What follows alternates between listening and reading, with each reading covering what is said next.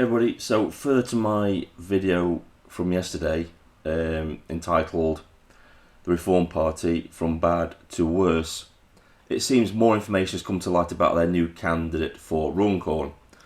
Apparently the Reform Party has done a complete cleansing job of all of her social media. Her Twitter account has been deleted completely, but as always people have kept the receipts.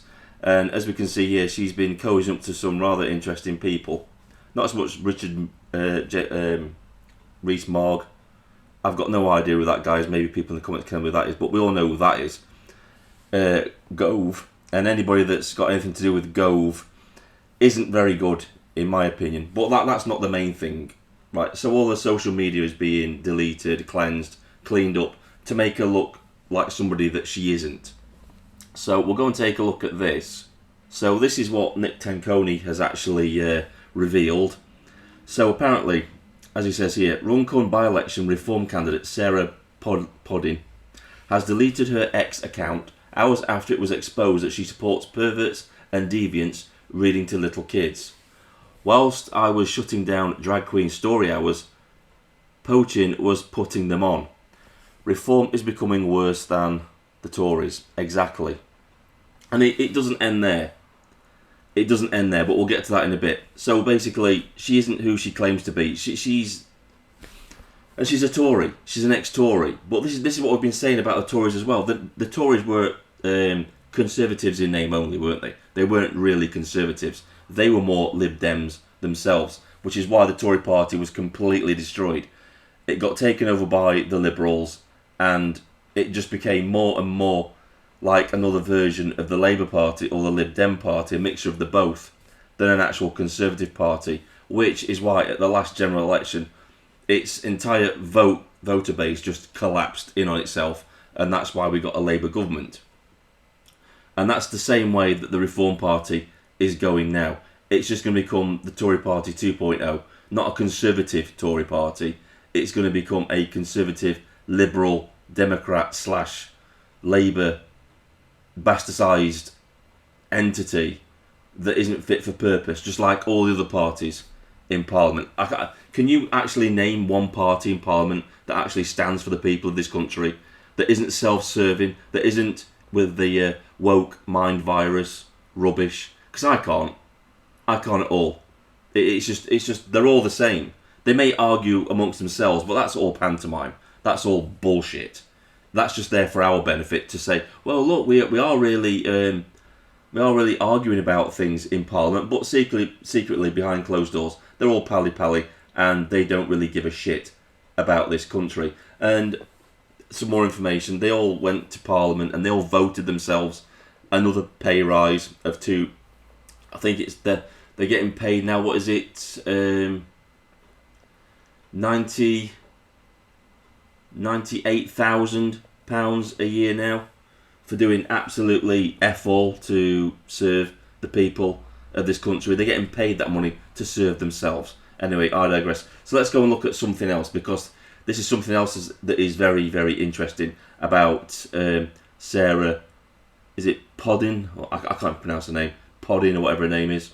Let's go and take a look at that. So this is just the information that I covered last night on my community section, my community post. This is what I posted in there. This is where she's all for the refugees. She attended events celebrating Afghan and Syrian refugees coming to her constituency. So again, it's not what we particularly want. We don't want somebody that is a fan of all this mass immigration being a representative in our Parliament. I think we've got enough of those already. We want people who are basically anti-mass immigration representing us to take control of our borders and the immigration policy. So I think this is the really damning evidence against Reform's choice. As Guido Fawkes says here, former Tory councillor Poaching was expelled from the group in 2020 after she took a mayor job from the official Tory candidate with the help of Labour and Independents. She was booted from the Independents 2 years later for rejoining the Tory party. Reform announces former Cheshire East Mayor Sarah Pochin as candidate for Runcorn and Hellsbeat by-election. So we have somebody here that has a history of flip-flopping from party to party, basically probably just to save her own neck and to save her own job, as we've seen from MPs beforehand. But this is why you don't choose people that defect from different parties. It's because if they've done it to several parties, then they're going to do it to you.